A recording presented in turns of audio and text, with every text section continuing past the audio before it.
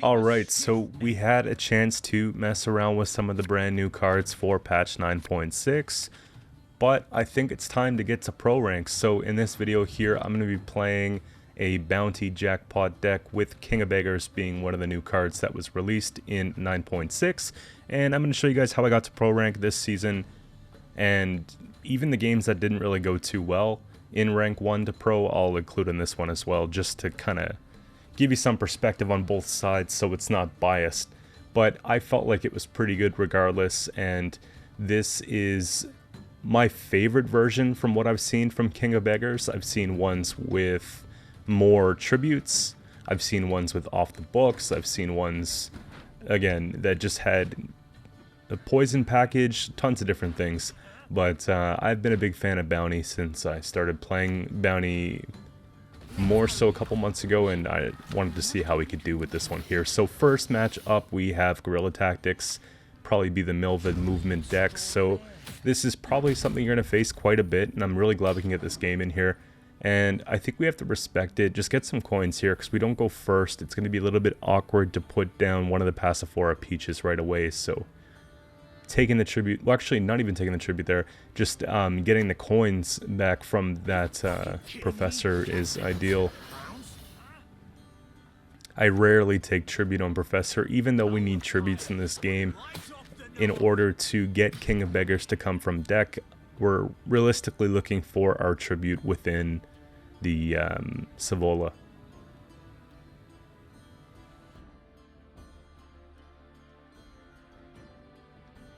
And what I like most about Bounty is the fact that you can just go and put Bounty on something and just keep recycling coins. It's very satisfying to play, and I think it's a great mechanic.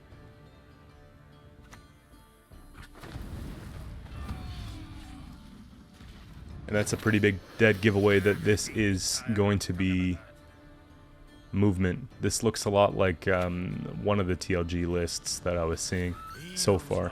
So I know that deck list, I've seen that one enough times, and I'm kind of counting down what sort of commitments we have from them as we go along here.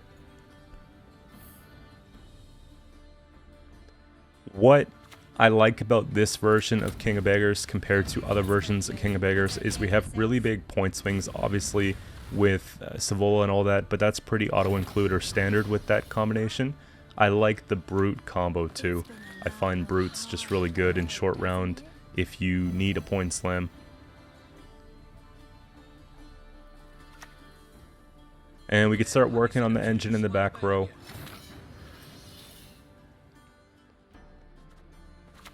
And I like to put Bounty on Pyrotex because if they click that, not only is there a chance that they can snipe the one there, but we also have a really easy removal with just doing 2 damage there, so it trades kind of nicely there.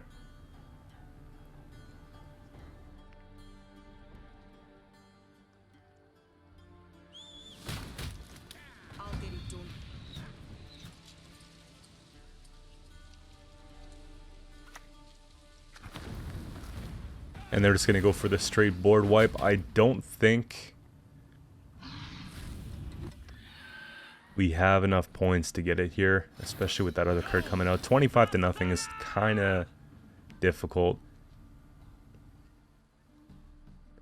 There is consideration to take that, get boat out, and then worst case scenario, we get a pass, we can just funnel out coin or take our tribute. And I actually don't mind that too much, just because I know it's going to be difficult to interact with them later on. So if I have to go spend all coins, or if I have to use Savola here, it's not too bad. We have plenty of other plays left. And I'm just doing the math here. We're 1 tribute away from getting ahead. So again, to play it in a bit longer, and I want to establish the best scenario to leave the round with.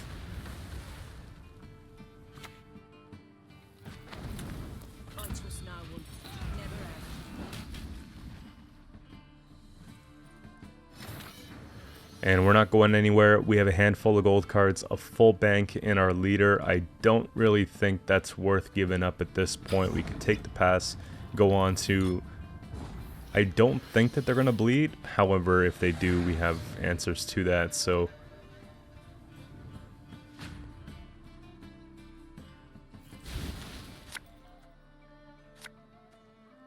and that's actually a really good hand to pull into. We want pretty much everything that we've got here. I actually don't even mind keeping something like the tax collector, just because we have a good pass card in the event that... There we go. You see what I mean? We can just put that down, get 2 coins, and then we can start round 3 with 3 coins. It's pretty good. And we have everything that we want here, except for Siggy and Brute pretty well.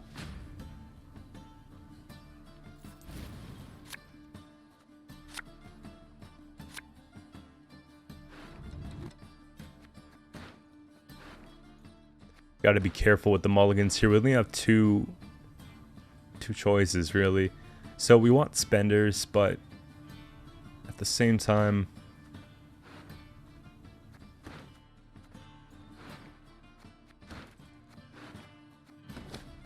it's just not worth it, I don't think. We could pull, basically, pull Siggy with Bank, and then there wasn't really much left that we needed besides that, because King of Beggars is going to come out by itself. So I wanted to make sure we have enough proactive plays, like the Coarse Blacksmith is just something we can put down here and get the coins for it, and then we can even funnel coins into like the Jackal and stuff like that if we have issues.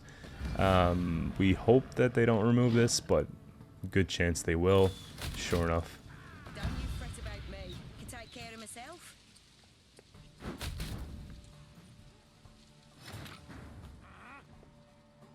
And we're not ready to take Savola just yet. Evil is at work.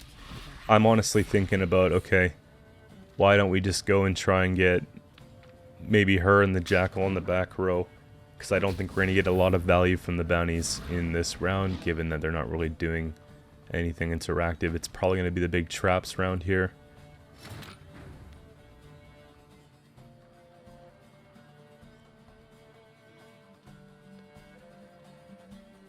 We also have to think about when we want to play Siggy, because if I play Bank at the end of the round, we might get caught here with the Serpent Trap, so that's one of those things.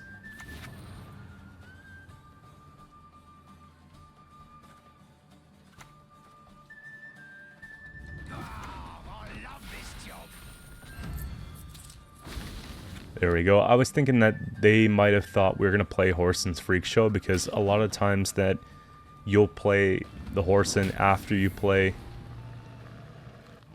the Witchfinder, and so putting down something that we don't really care too much about helps us kind of play around the Tiger a little bit, but at the same time doesn't change the fact that we do have to go and reach for our banks soon. It's getting kind of awkward here. It's either the bank... There we go. And honestly, that's too bad. If we would have done that in reverse order, it definitely would have been a bit better for us, but that's the thing about traps, is you never really know for sure. But fortunately, that's our only special in hand, so that if they have another one maybe off of Hattori or something like that, we're still good. And we have a pretty comfortable lead considering. A sword to outshine oars.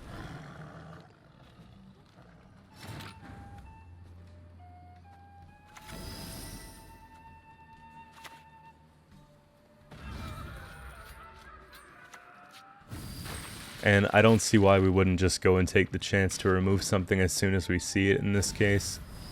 Just try to minimize the amount of points that they have on their side of the playing field.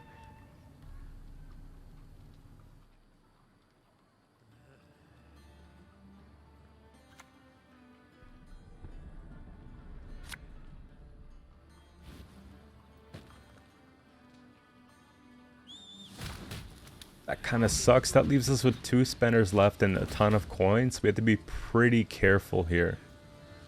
That makes me value the Jackal quite a bit. At least we can click it. Nice. Again, it's a bit of a gamble, but you have to know it's coming at some point. And if they know Nero for something like that, you know it's going to be big. Playing a low provision unit's probably better than playing a brute there.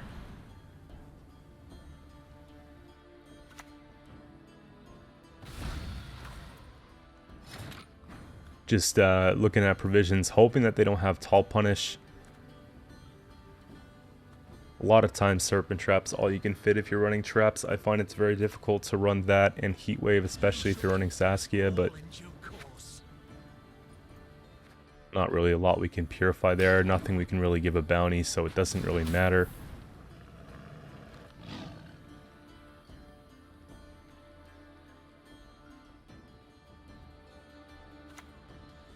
So they do have a heat wave. That's crazy. Okay. I'm thinking last card Eldane.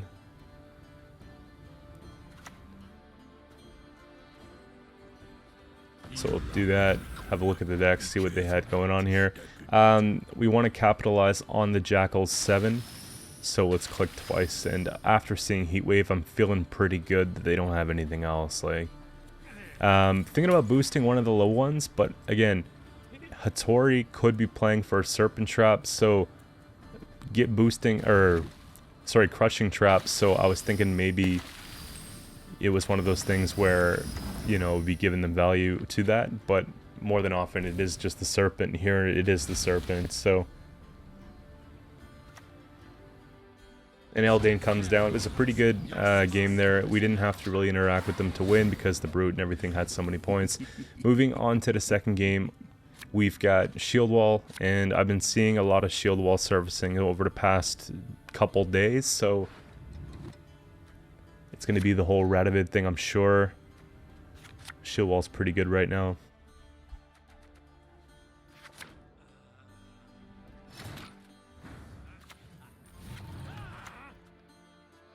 It's nice being able to play on both sides of the coin here in the games that we have, just so we can show you basically what happens when we want to push the coin, what happens when we get bled, you know, like when they're abusing the coin and they put us in a position where we could be losing on even, right?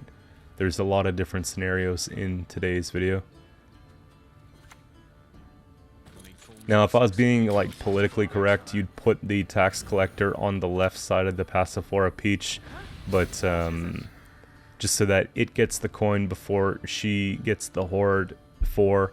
But again, I'm pretty familiar with playing around that sort of thing, so I felt like just throwing it down in this case and just watching my coin closely here. But it definitely saves you sometimes when you're really looking for that Horde 4 and you have to spend. Perhaps a different ingredient. An active one. It's just that we're not spending enough in this case, not too much. And their engines are putting out tons of points per turn, like they're getting 4 points per turn here and counting. This is going to be one of those situations where I'm thinking that it's probably going to be a loss on even, because I know that they have busted cards and they're going to try and bleed everything in maybe a round 2 if they do win on even. So if I go and I put out one of our biggest commitments in our hand, like the Brute or the Professor in this round, we might not get the most value from it. We might need it more later, kind of thing.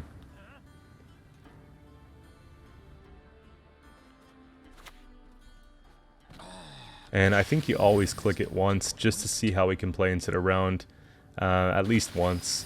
In here 2 times is not too bad. We're getting back the coin and it's alright. But we have 5 cards in hand and it's not looking really good for us, so we're probably just going to have to pass. Uh-oh. Trouble approaches.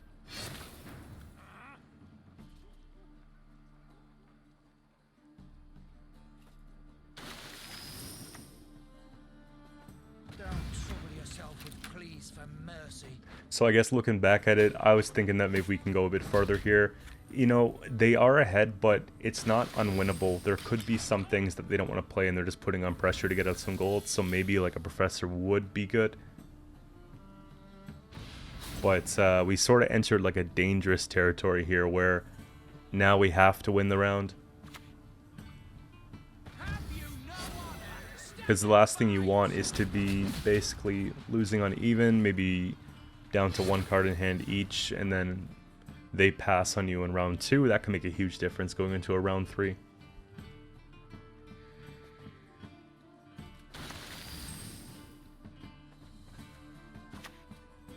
Visible mutation, rough skin, vertical pupils, horns. This Jackal's carrying for sure. I'm just thinking that they probably have Baron or something like that. I'm itching for that battle.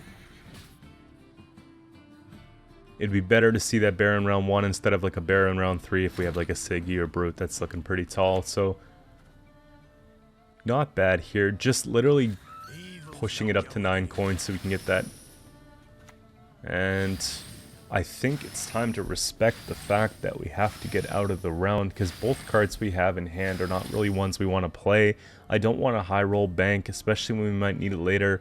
And Brute, again, would be pretty sad if we play it here. So putting as much bleeding as we can, really trying to prevent them from having any sort of like Uprising effect or mitigating that amount of effect is going to be decent. Obviously, a simple Peller plus their 4 points a turn was just more than enough. So we're sandwiched here, and this is good for you guys to see. So it's either of those two. We can either put bounty and trade off that way, or we can just get another engine out here.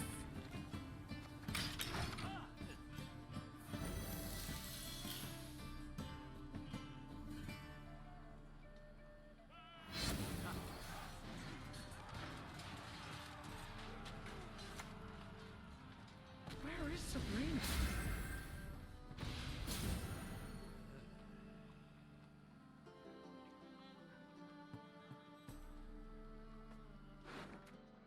And sure enough, we can go all in. Like, if we can take round with Brute, and even I'm willing to go as far as leader in this case, just because they've used the majority of theirs, and if we're able to pull into Savola and Siggy, then I think that we really have what it takes to win in like a shorter round. So trying to take that in mind here.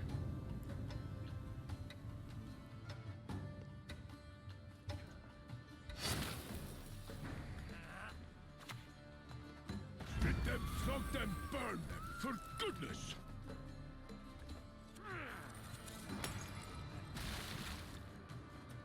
I really want to capitalize on that Jackal and get the 2 extra points off that, so that's kind of why we went and clicked the leader first. Go put bleeding on everything, pretty much spend it all. They've got 5 points of bleeding plus whatever points they have to make up here. So although we had to really put out 2 expensive cards in the round, I think it's worth it as long as we can maintain round control. It allows us to get a comfortable hand here. We still got plenty of good golds for short rounds here, so I'm just looking for something a bit better. That's okay. I just don't think that that's enough to win the game 2-0. Yeah, we need a tribute. 100%. And taking that early bank is one of those things that makes it a little bit frustrating, right? So their hand was just too good. They had to use their last amphibious. That's actually the perfect card to see on a dry pass, I'm telling you. Used correctly.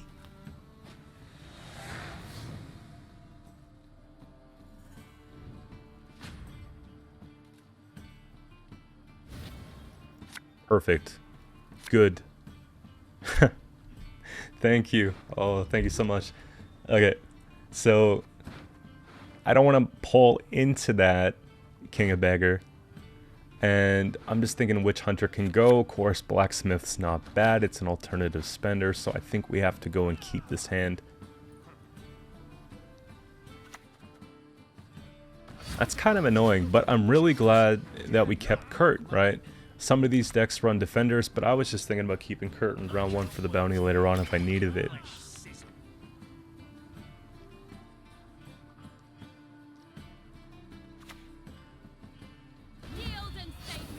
and that's going to be very difficult, but I might give it a shot here. Obviously, them getting back that card advantage is definitely difficult. Hopefully we can give bounty to Ciri. Perfect.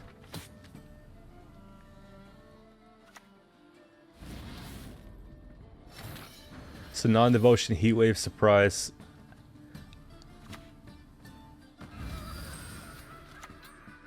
Heatwave, Ciri, Nova. That's pretty cool. We just need Siggy to pull through. So seeing Ciri at 9 tells me that we can't get it. We would be short.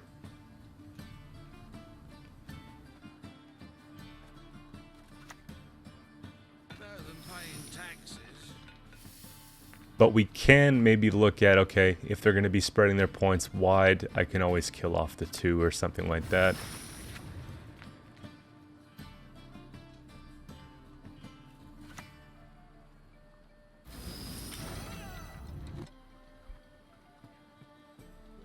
Just got to keep them looking healthy. Play around a boiling or something. I'm sure we would have maybe seen it a bit earlier, but I'd rather not go too tall in the Siggy.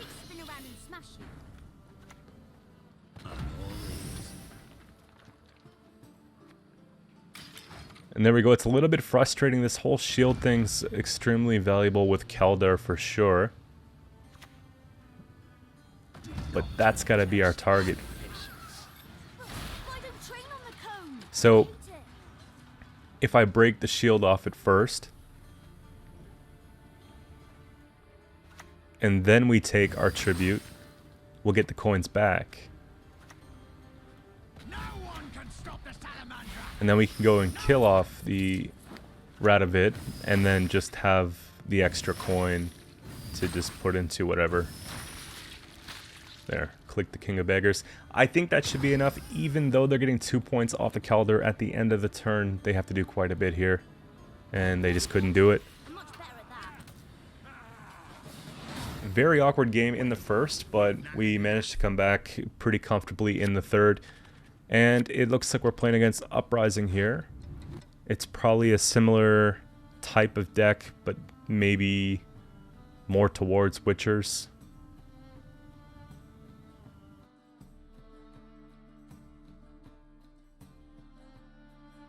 Just kind of taking a look. There's a lot of playable cards in our hand. And so that's kind of what I'm liking here to see.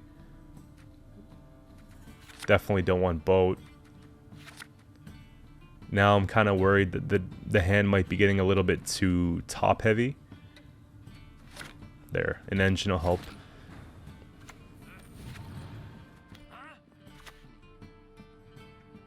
No, dwarves do not qualify for childcare tax relief. So I'm always trying to get up to 9 coins as quickly as possible, because then it gets out of our boat. And if we want to get out of the round, we definitely want Boat out, so we're not pulling into the boat throughout the game.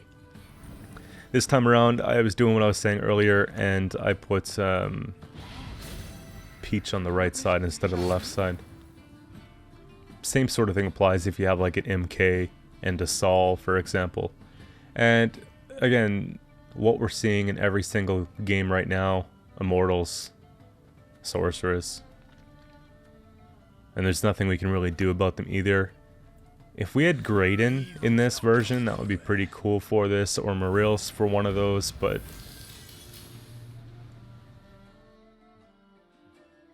I did like a full-on tribute deck right before the patch, and then also right before the patch I did a bounty deck. So this one's kind of like a hybrid. We'll uphold the knightly values that define us. That is our quest.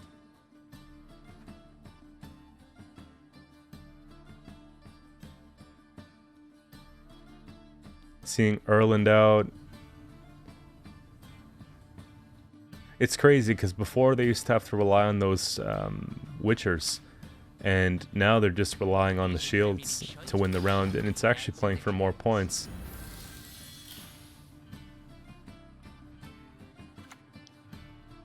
The wonders of projectiles and ranged weaponry.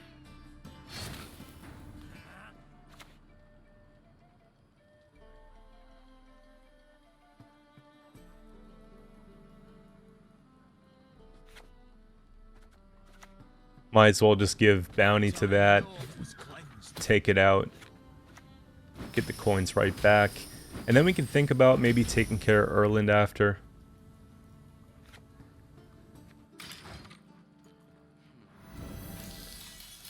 The shields make it pretty annoying to just spam the board with bleeding too, so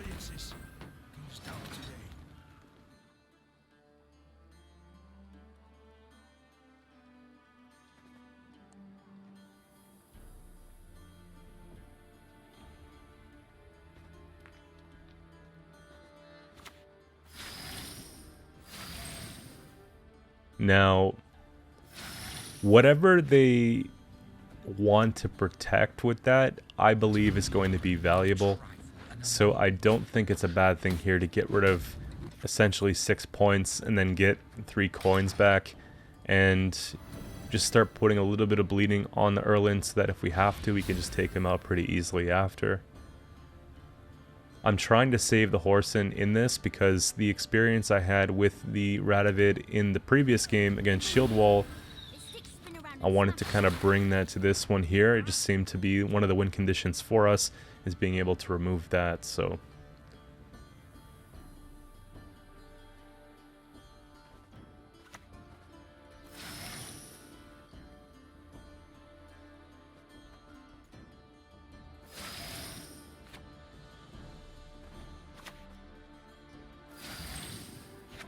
And we want to prevent them from stacking too hard on the rows.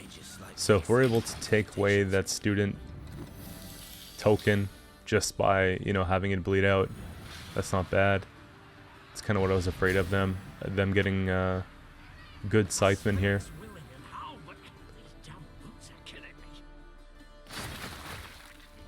Now, this is where we have to consider passing.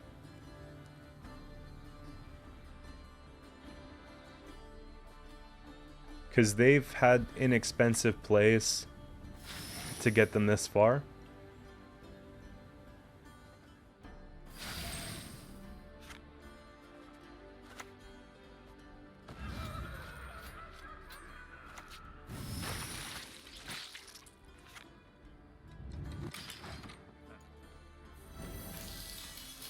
Decided to go and click, get some of the damage out there and get rid of that.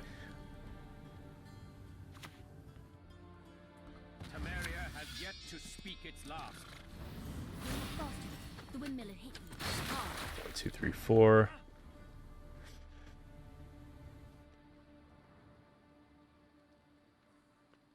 You know, it's actually possible to... We could realistically Savola round 1. Get King of Beggars out round 1, thin out pretty well, play into Brute Bounty later.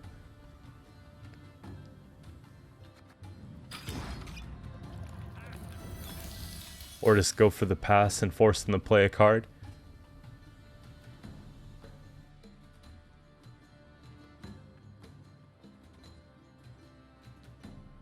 Ended up taking this here because if they do pass, they go first, and we still get a big portion of coin carryover. Plus that Savola plays very good in a short round, so if they put out our Witcher trio, then that's kind of a reason for us to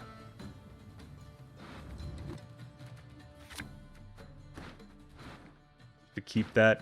And I totally did not see the King of Beggars here, so I'm actually happy I had this included for you guys.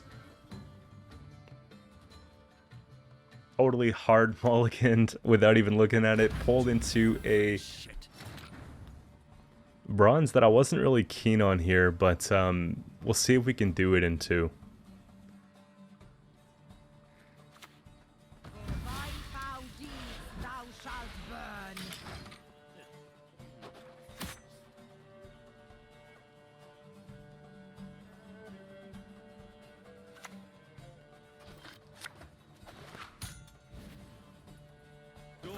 Season yourself with garlic. No, I'm much better at that.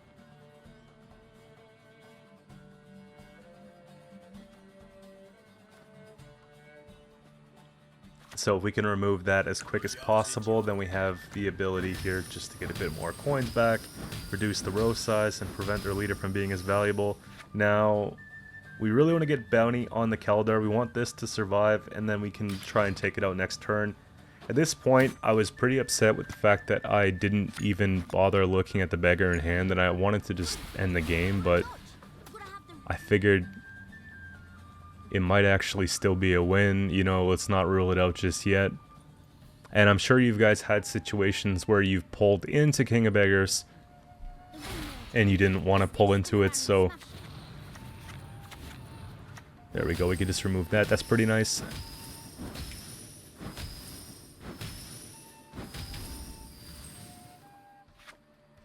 And I was thinking about dishing bleeding, but the problem with that is that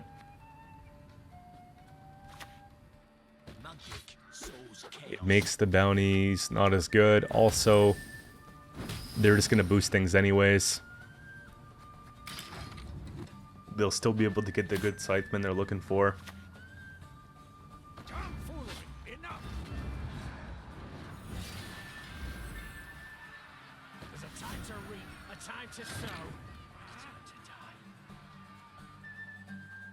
die. We lost so many points on this play.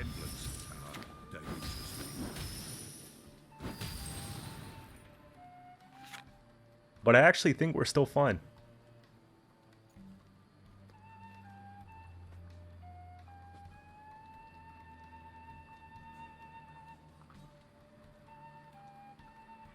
Got a lot of points left in leader too.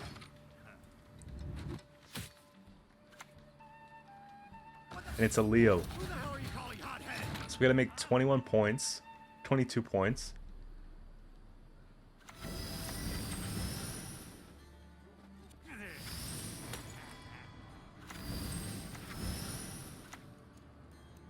And that'll just do it here. It wasn't pretty. Wasn't my proudest moment. But some of you guys like to see that stuff, so why not just put it in here. Moving on to the next one here. It's going to be another game that's going to be a little bit frustrating because we have a couple cards that are roll locked, being the tax collectors and the Horson's Freak Show and stuff like that. So getting those pushed around is going to suck. There's actually consideration to go ahead and maybe mulligan one of those tax collectors back, but then on the other front you might just keep them because then it might expend some leader charges early.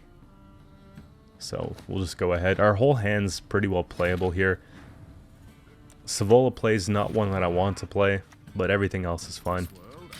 Two things are certain.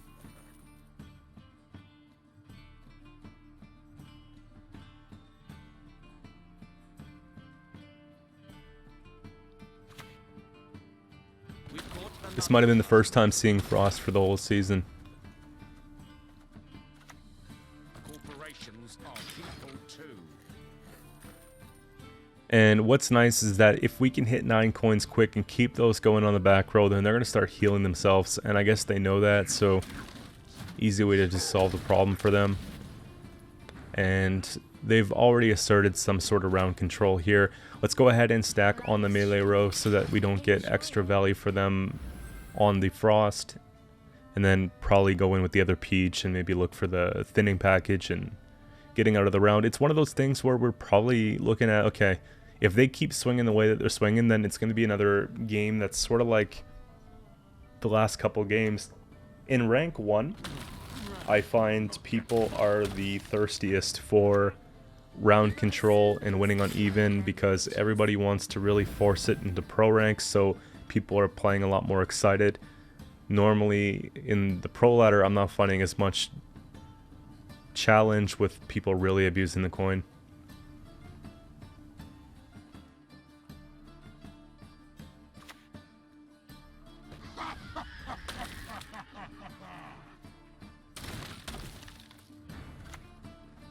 So we'll just profit enough to get boat out there.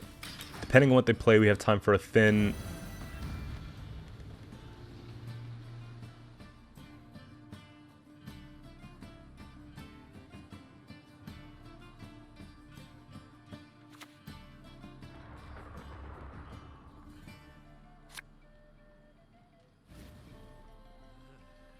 Why won't inside woman and outside go squishy?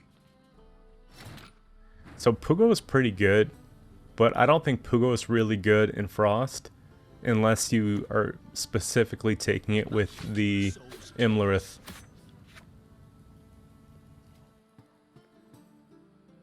So we got to go and respect that and spend a little bit here, I think. Imagine going 2 cards down on a pass, it would be really bad.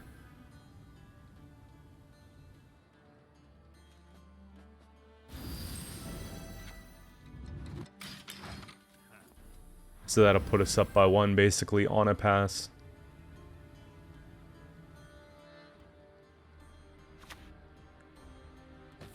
And we have the full bounty there, so I actually don't mind taking it. Getting rid of that. We have the reach for it.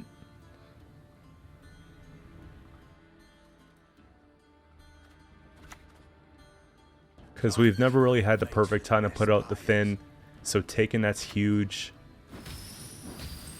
Also helps contribute to like a really good value brute.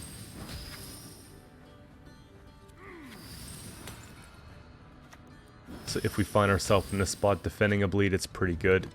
We'll just go ahead and spend some coin here. Guess we're filling right back up.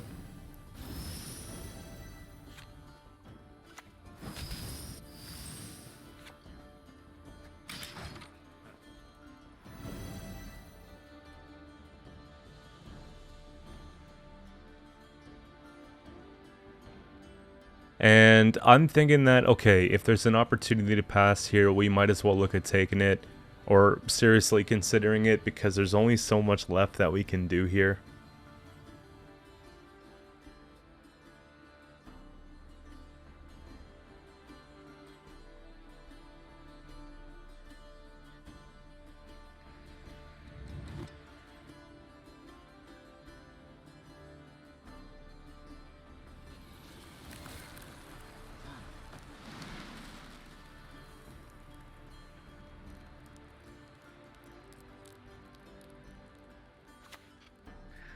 Verhasten and Oswald puts them right back in it too, which is really annoying. Turns the pig online, and that just really crushes us. Shite. Map's upside down again.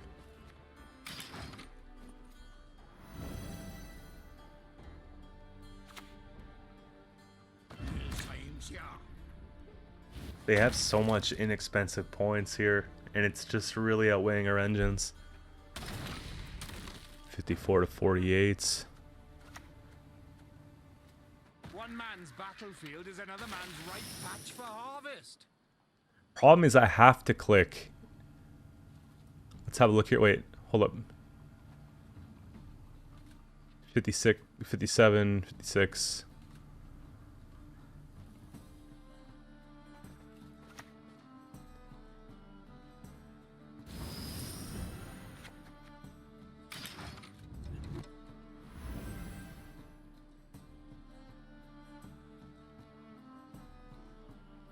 Okay, we didn't have to click.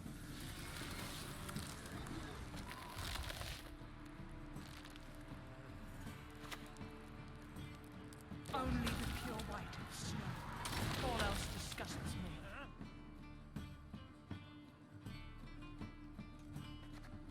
me. We did not have to click. So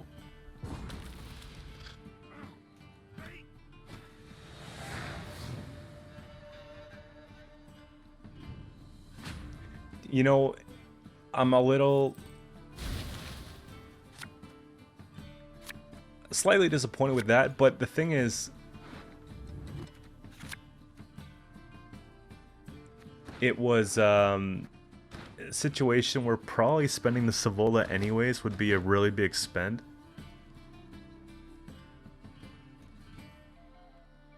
So having played it and having used the tribute is just massive. Especially when we might be expecting Wild Hunt with the Oberyn and then having the Mamuna play. So seeing them going for a clean 2-0 is actually a perfect savior here. So Brute can just kind of come down, boost self up, a ton of points. Look at that, boost by 11.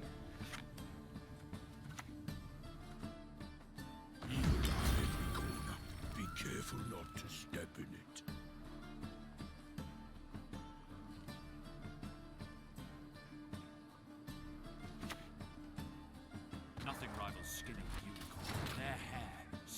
And now we can just sort of put down cards, not really spend anything.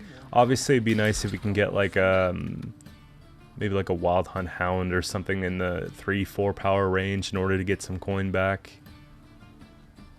Just in case they go all in and have a Mumuna, then it gives us the opportunity to play Savola and actually get the Frightener out.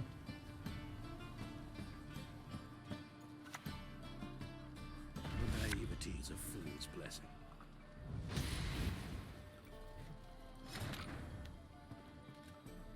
And that's not horrible.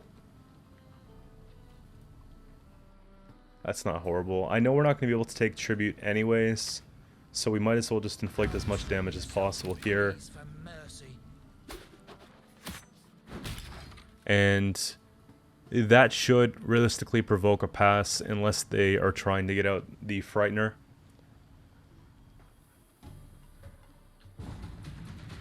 So we have a chance to come back in round 3 and do it all again.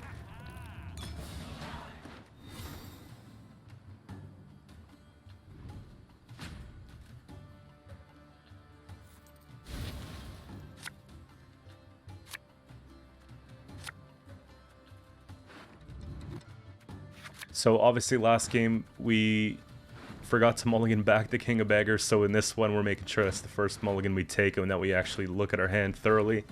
Couple profit cards. Was hoping for a better spender, but now we don't have a spender, which is kind of annoying. At least we'll be able to get one out when the King of Beggars comes out. But essentially one card that's playing for only 4 points here.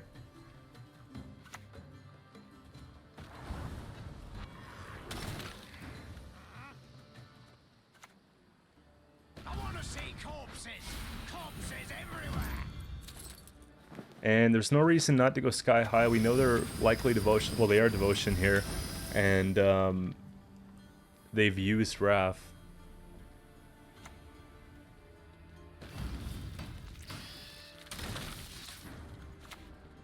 Horseman would have been perfect. And it's one of those things where we were fortunate enough in this game. We had a couple lucky breaks, but at the end of the day, they were really forcing it round 1 and put us in a really awkward position. Obviously, I find we do a bit better on red than we do on blue, so I'm glad to be able to get out of this one here. We've got Auburn comes down with the Bruiser. It's just not going to be enough here.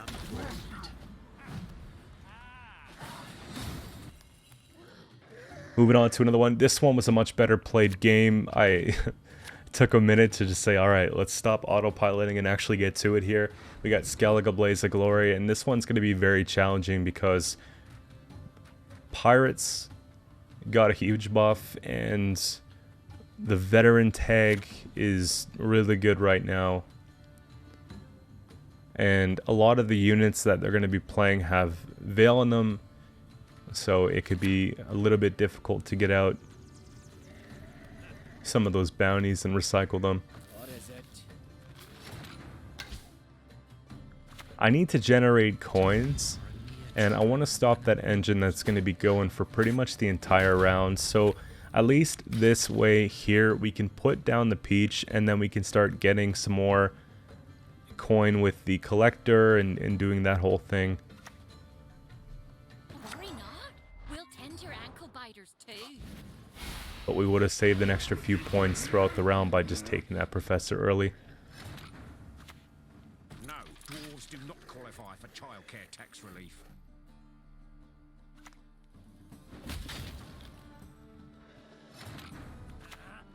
It's been a long, hard road, hasn't it? I promise you a quick death.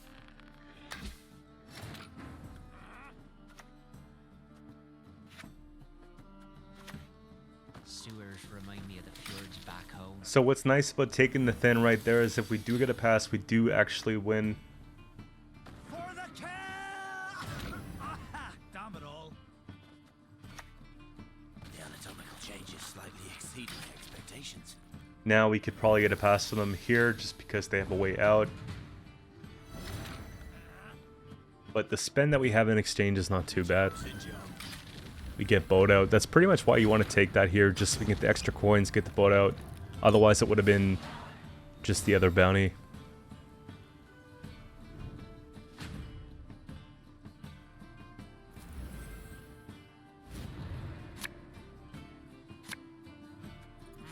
And so there is some consideration to try and bleed here, but I know that they have tons of points.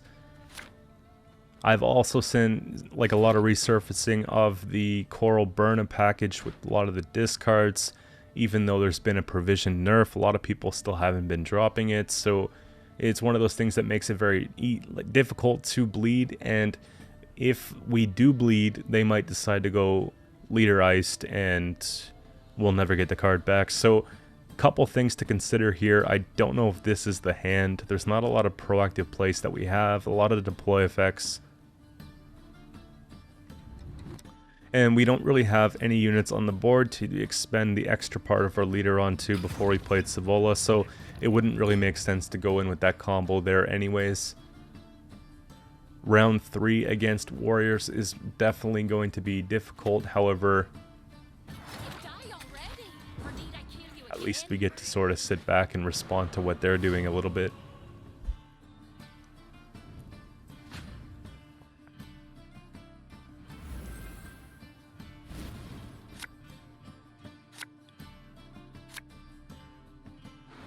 So it's not the hand, but it's a hand for sure. That's a bit better. We're missing Siggy and we're missing Brute. Now, they could have a Morkvarg in their deck, which takes away one of them, but we have to find something. There's a lot of bad cards we could pull into too, or not as great cards for this round, so that's also something. I think Witch Hunter has to go. Fortunately, we pull into Siggy, so now we just have to go and find Brute. And that shouldn't be too bad with our Vivaldi Bank, right? So I don't know if we're going to get a better Witchfinder. That one's pretty easy to remove. It pays off pretty well for us as well.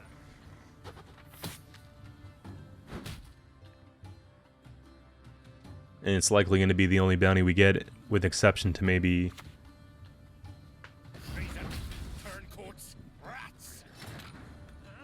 the extra ones off the cart.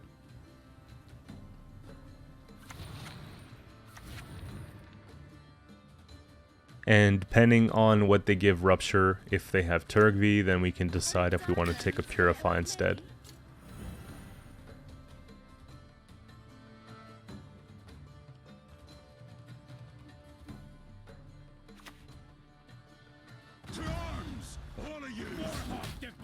Okay, that's just getting out of control. I think it's probably time to go and take away most of those things on the board. We can kill the Raider and then try and take out the Herald and the Hunter.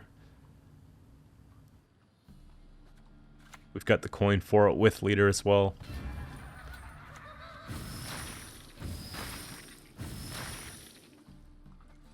And then never kill off your bounty first. You gotta take out the other stuff.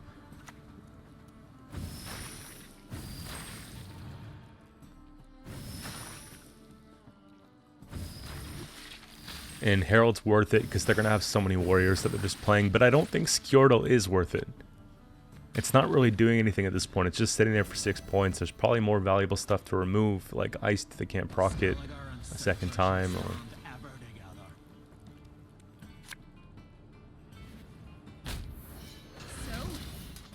and I'm actually very happy with the trade that we got here. Seeing Iced come down and take out the horse, and after the damage has been done, it's not too bad at all. We still have other spenders here, so it's not all bad.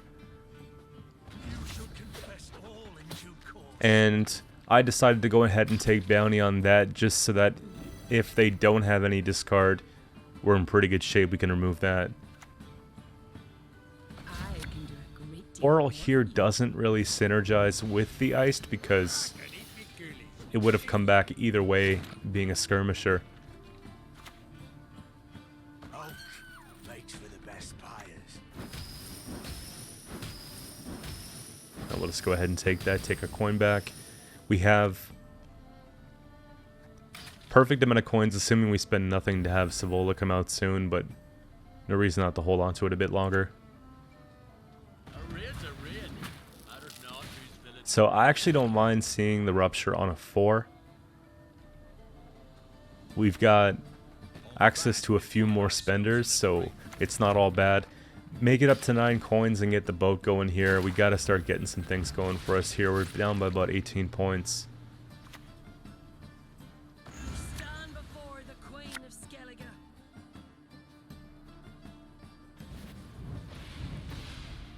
Nothing like some overseas plunder and spring.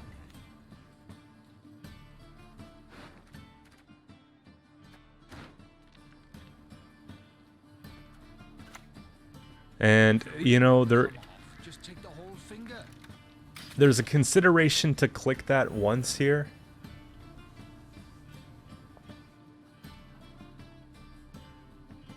But I'm also trying to not give a early Morkvarg much value.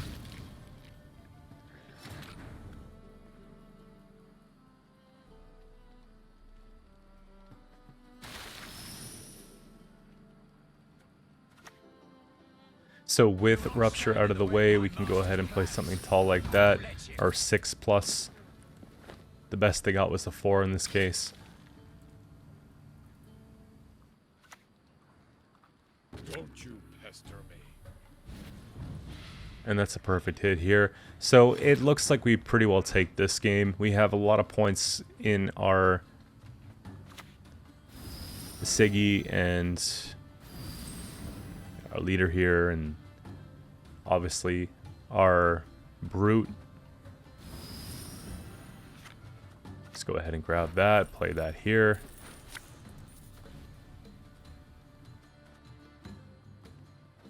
Evil round every corner. Be careful not to step in it.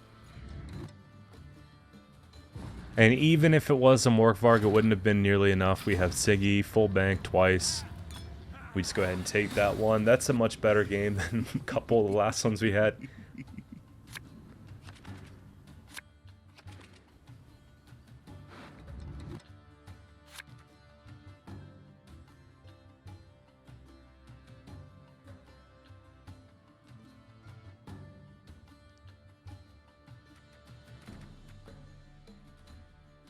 This video is a bit longer than normal. Hopefully you guys don't mind. Normally we do like a 40-minute one, but we're gonna be like an hour plus with this here. But at least there's a few different matchups for, you know, if you guys are worried about a certain matchup, you want to see what's going on with that one. We have plenty of variety within the games.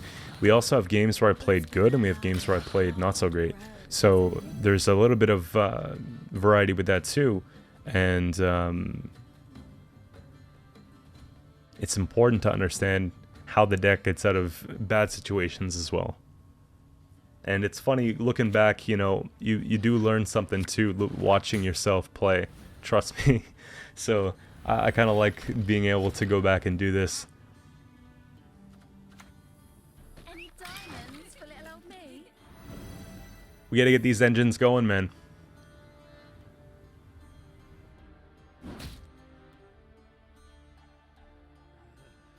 Seeing Uprising and seeing a siege engine tells me that it's probably going to be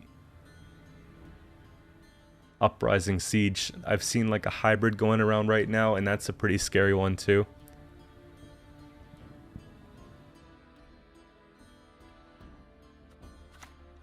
I'm looking at the hand. It's a lot of bounty going around in our hand. There's place bounties, kill bounties, you know. It's kind of the majority of what we have. The whole horde play is not really going to be working for this round just because we only have the peach out. Now, that's not the best bounty, but it's, again, the only bounty that we had. I just want to see some coin out too. They're forcing the leader. This is probably their pro game as well.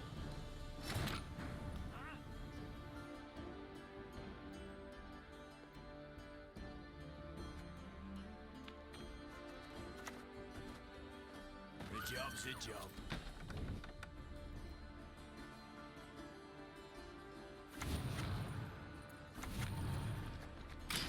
So before we go and crank everything we've got and get a small return back, let's get boat out and then we can look at doing that next turn.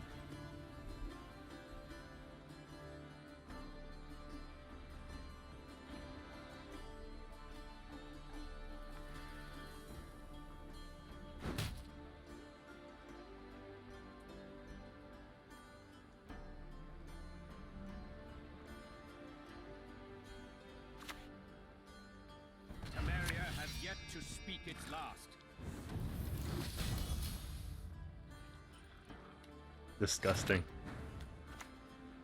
Sewers remind me of the fjords back home. Take the horde before we spend it all as well. It keeps us ahead by a point.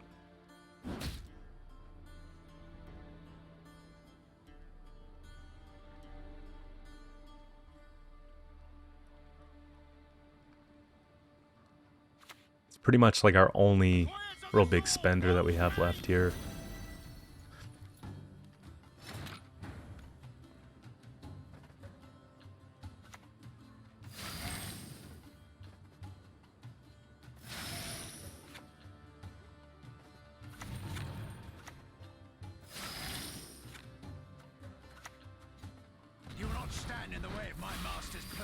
And I think it's worth it to respect the fact that they're going in with everything they've got here. Amphibious out, they've got Onseus out. Put a little bit of bleeding, take the tribute here, get another spender if we lose our spender, because all we have coming next is coin.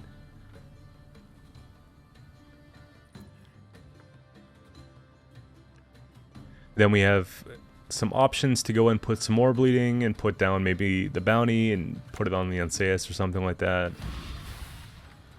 Oh. Seeing late siege come out, that's really good for round 1. So at this point here, I'm deciding that, okay, like that's a pretty expensive play. You know, we can prolong this a little bit more because we have reach with this, but we can't let them proc the scenario fully because when the bombardment hits, we're in trouble. We'll get a little bit of bleeding out here, see if we can really catch them in a bad spot. Once someone commits scenario, it's very hard to see them pass on it. Especially with 2 counters. Like I've seen people pass on maybe 1 counter left, but 2 is just the greed takes over in this case, right? You're gonna play scenario that late, you're gonna play it through.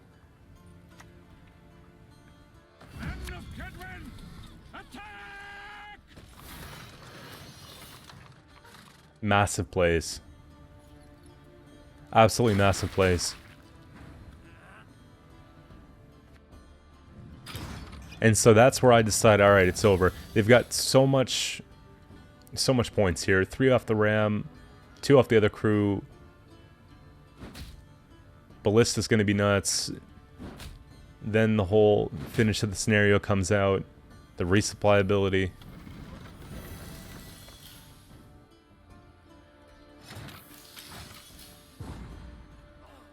And we kept a lot of coin to prevent getting bled too much in round 2.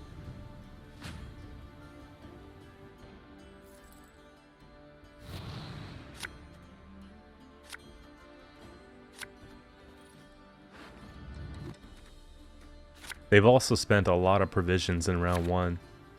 Like a lot. They really want to get to pro.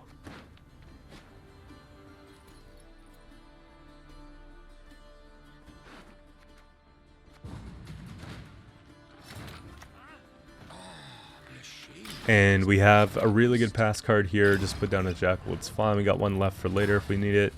Horse would be nice, and Kurt would be actually really nice too. I'm thinking that if I have both of those cards, we should probably win the game.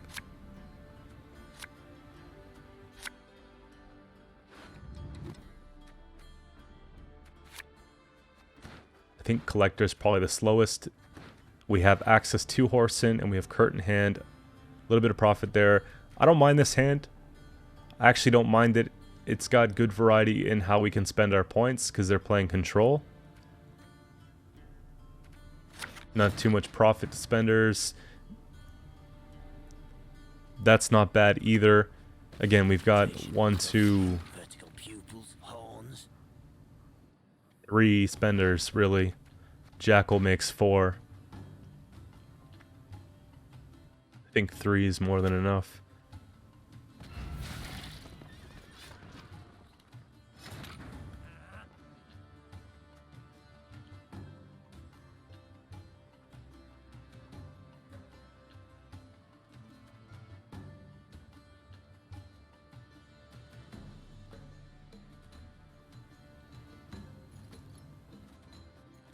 That's like a pretty good card to give bounty. Because we get the 2 profit off the Executioner, we go ahead and kill that on the same turn. They don't get the cooldown on it.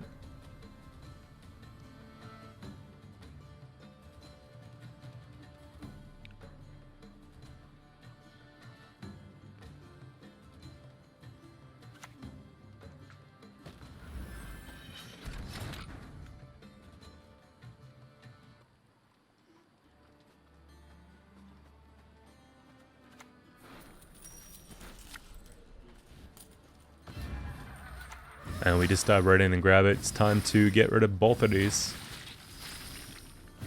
Just get the coins right back. I think we even go ahead and crank leader here.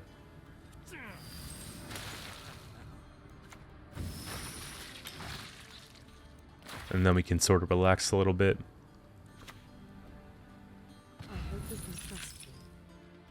That's so disappointing. I wasn't expecting a lock tech at all. I was hoping to actually get bounty on something else and do the whole thing, but we can get our boat back first to play a little bit slower here and see what they play next. If they're playing Radovid, we want to be able to take that away in the best possible way. We need to have the Executioner out there and play Professor onto it.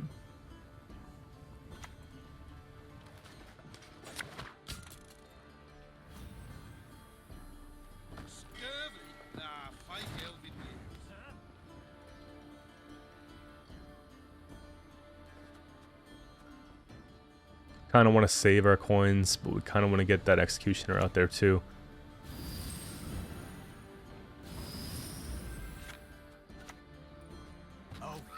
Makes for the best buyers.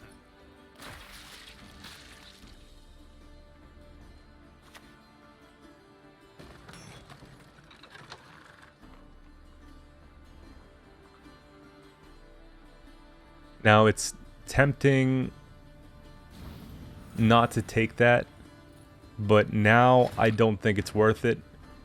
With the boost by 4, it's one of those things where it might not be the best way to spend. We'll split up a few bleeding points, take away maybe a little from the Uprising on the front row if that's what they want to do. They're probably going to stack on the back row. Just, we don't need the boost anymore, just because we have obviously maybe a Baron or something incoming, who knows.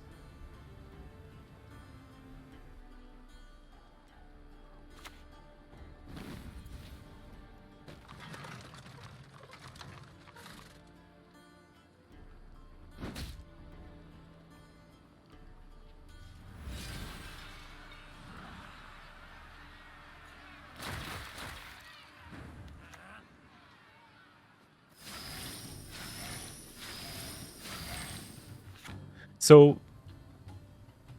next turn coming up would be the turn that they're going to take the Radovid if they take it. I just want to make sure that we're ready for that when it comes down, so you can just spend and refill. Obviously spending before playing Siggy as much as possible. Don't really need to spend it all the way.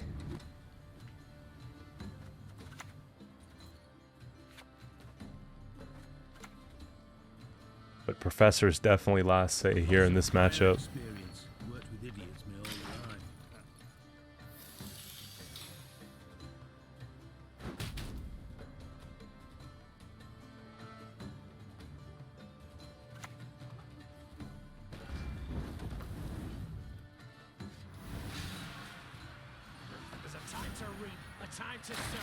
So it looks like we're not actually going to get it, which is surprising. I guess we have to go and just take out what we can. They have a nice 5 there. I'm thinking about taking that one.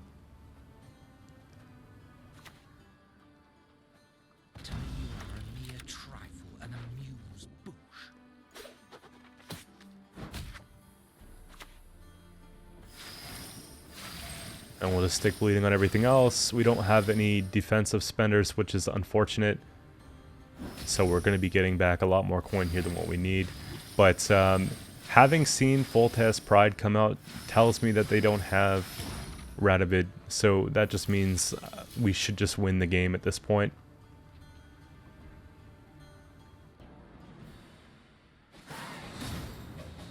If you guys stuck around to the end, appreciate you coming out. We'll be back with a brand new video tomorrow. I've played Syndicate the last couple days in a row, so it's going to be something different tomorrow at 8 a.m. Eastern Time.